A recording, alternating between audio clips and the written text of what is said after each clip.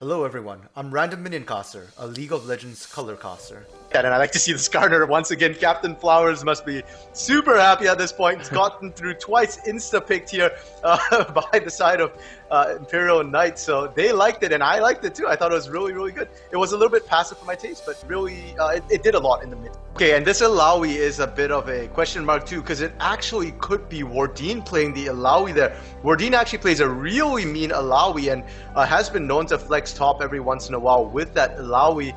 So I'm just going to put a caveat on this, and I want to see what else comes out, because that might actually be a lane swap potentially here. Yeah, and I mean, dueling is what we're going to get. We already said in the first place that world-class Hunter's composition here, that is all they want to do. Win the lane, you know, dominate that sort of thing. And we're now seeing coordinated backs here from Big Daddy Colt and Spice Life and A-Hop here. So the question is, are they going to continue sending Aphelios with that Braum? Because a lot of Aphelios' strength over the likes of Samira comes from the fact that he has a bit of help. 1v1, it's a lot riskier here. That being said, the item thresholds do match a bit better. Big Daddy Colton did just pick up the Manamune though, so once that definitely scales up and completes, then, well, he'll be a lot more equipped to handle Tiari. Instead, it's going to be a fight over Dragon. In addition to being knowledgeable, you need to be communicative. Yeah, 100%. I mean, to a certain extent, the entire team enabled Spice Life here. So you saw Rios putting the pressure, and Big Daddy Colton was also always a threat. And A-Hop on this Zyra, my goodness, his scoreline 4-1 and 12 does not tell the story there. No one could reach Spice Life because, as you mentioned, all that greenery, Mother Nature itself was protecting Spice Life there, and literally no one could get to him at all. Famster Bro, the tankiest member of their team, tried at the end there, and you saw how quickly he went down. You talk about a magic show. One moment you had Renekton, next moment you had a new Crocodile Purse. Down went to Sad Lantern, rebrand because Ban got everything there. Toaster Fire, huge. He got a double before in the bot lane. Now he gets a triple in the bot lane. Toaster Fire is on fire in this bot lane right now, and DDL having nightmares about this set here. Great play from the Bubblegums in the mid lane. Did manage to get a whole bunch of farm, get some damage on the turrets, but honestly, I don't think it was worth it, because now that set is becoming terrifying. I said I wanted him to become the boss of the Rift. Well, he's making a darn good case for it right now. But sometimes, you've just got to keep things short. Coming up, I mean, Wardeen has done so well. What do IKB need to do at this point to really find a win? Yeah, I know. As I say that, they go all the way. Hindsight is 20/20, but my predictions are also 10 out of 10.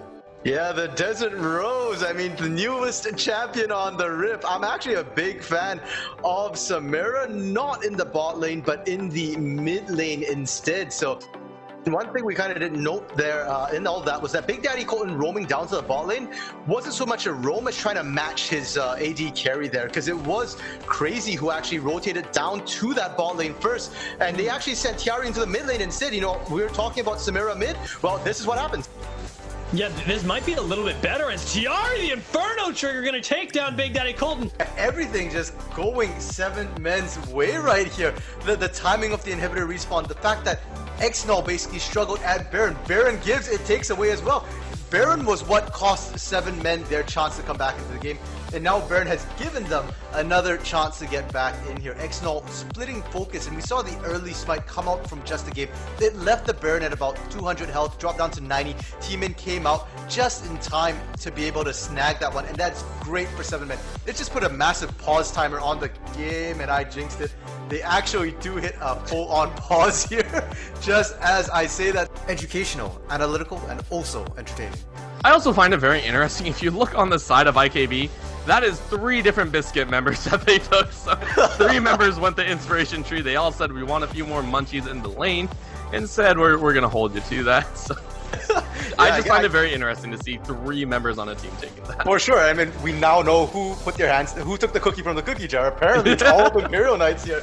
And for Air Force Gaming, none of them taking cookies here. I guess they don't need the rations for their trip. At this point, they're literally climbing gear. They need a life jacket. This is not okay. That bottom fight, they just kept throwing bodies into that one after another, into that meat grinder. Like, it did not go well when it was 2v2. It's not going to go well when you go 1v2. And they just kept throwing more and more after that. There's still so much more, so check out the links on the screen for more info.